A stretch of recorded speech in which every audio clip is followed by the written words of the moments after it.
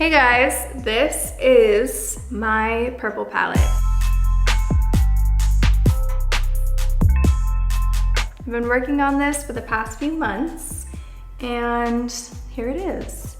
So we have Periwinkle, Trophy, Stone, Lilac, Wine and Dine, Turning Violet, Amethyst, Purple Smoke, and Blueberry. I went back to my 9-pan original. I really wanted this palette to fit in with the bronze palette and the burgundy palette. I really wanted it straightforward. I wanted it to make sense and all the colors and necessities you need to make a purple eye.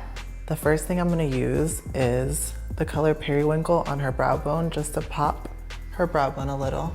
It's a soft shimmery pink with like little hints of lilac.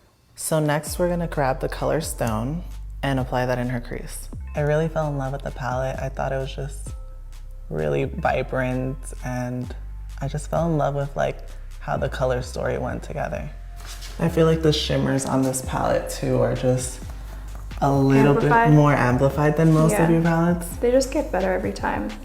So I'm just going back in and further intensifying the crease so that when I apply the other colors, there's just a background for the other eyeshadows to blend together. So when you're doing a purple eye, in my opinion, there's no really right or wrong way of doing makeup, but I just feel like maybe not bringing up the intense purple all the way up is the way to go so that the eye doesn't look as crazy when you're looking at it in person. So something like this color, the color Stone, is a really good color to blend and have a transition color.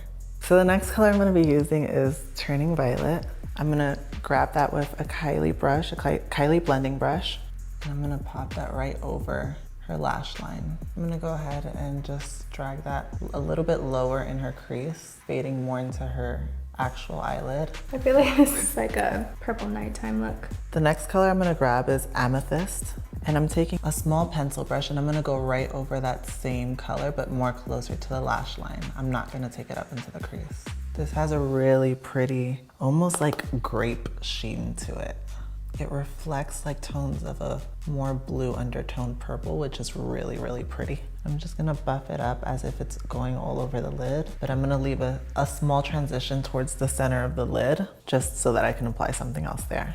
Depending on the way you apply these pigments onto the eye, like these eyeshadows, the pigment of the eyeshadow will lay differently. So if I'm pressing the eyeshadow onto the eyelid, I see that a lot more of the payoff of the color will show up. If I swipe it, you'll get like a really nice dust of a sheen of the blue undertones that come out, which is really good to know for versatility. So I'm gonna go ahead and use the color Lilac.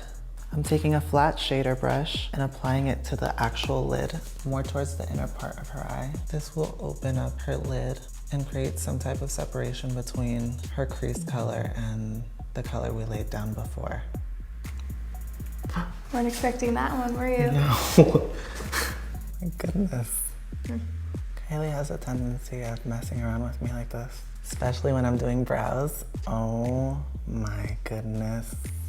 Gotta keep you on your toes. So I'm gonna go back in with the color Amethyst and the same pencil brush I had, and just merge both of the colors together. About blending here, you guys. Gorgeous, gorgeous. So I'm gonna be using the color Wine and Dine, and I'm gonna go back in with a blending brush through her crease. And this one's gonna kind of set the tone of like all the purple colors we've applied and just like kind of fuse them together at the very crease of her eye. The colors really do work well together. You could either create a daytime look or a nighttime look, like it's very usable. So the next color I'm gonna grab is the color Blueberry. I'm taking that on a flat angled brush and I'm gonna go on her lash line. This is a really interesting color. I love this color. And it is, I was just gonna say, it's so pretty. It's funny because as I'm applying it over the purple, like I thought it was gonna read super blue, but it just blends so nicely. It's almost like, I don't know, it really works. And I think it has a lot to do with the blue reflective colors inside the purples. Kylie decided to make all her colors like super cool tone instead of like really, really warm. And I think, again, this color just works really, really well with it. It's a nice like color to smoke out the purples. We're using it as like a thin line to like define her eye shape. I'm gonna go back in with the brush that I had before to blend out the purples, like my small little pointer brush. I'm just gonna like flick it at the end. When you're creating your palettes, like what are you thinking about the most when you're creating this? Like what do you want? Honestly, palettes are so hard and there's so much that goes into it. You know, I feel like everyone is super focused on how shadows swatch. Okay. And they're forgetting how it performs on the eye. Right. And it's also just doing the scheme of the colors. Yeah. In the actual palette. Those colors could be mixed around in the palette and totally not make sense. Palettes are definitely a challenge. I'm learning each time and I'm excited about the purple palette because now it's a part of like the family, the bronze, burgundy, purple, and I eventually want to do a lot more. What else do you guys think I should do? So for the bottom eyeshadow, I'm gonna go in with Stone. I'm using a flat smudging brush. This one's gonna be kind of like my transition color, just to bring in the purples back. I'm gonna take a big fluffy blending brush that previously had some purples. So it's funny because whenever Kylie asks me about color, like if we want to do something with color, I'm always the one to like try to kick her off of it, but this palette's making me really love color. And I think that's important because the fact that somebody like me who really doesn't like playing with color enjoys it, I think it's a good palette. Thank you. So I'm gonna go back into the color Amethyst with the same pencil brush and just bring some of the purple underneath her eyes.